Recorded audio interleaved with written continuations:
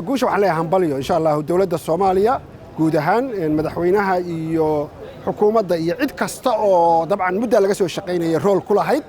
in guushaas la gaaro waxaan leeyahay hambalyo ciidamada qalabka sida geesiyaasha Soomaaliyeed ee duruufaha adag ku dagaalamayay hambalyo aan leeyahay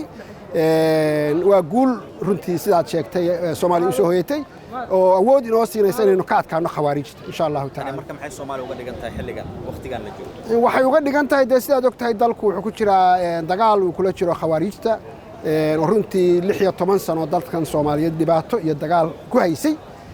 ciidamadeenuna baahi badan ayay u qabeen inay helaan hub tayo leh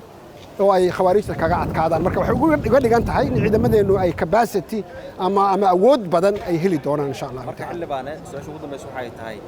tan hubka qaadistan cunaqabateynta waa halis kale ma sidii kara maadaama Soomaaliya hadda meelo ka mid ah wali dagaal qabaa'ilad markaar ay ka dhacaan ma sidii kara taas waxaan is leeyahay dawladda Soomaaliya waxay awood u yeelan doontaa hubka inay si fiican waana u leedahay inay u maamusho cadawga lagula dagaalamo gacanta in kastay nasiib darro tahay beelaha Soomaaliyeed 30 sano 40 sano kadib inay wali isdilayaan nasiib darro ay tahay haddana inaanay gacanta dadka shacabka ama dad aan mas'uul ahayn aanu hubku gali doonin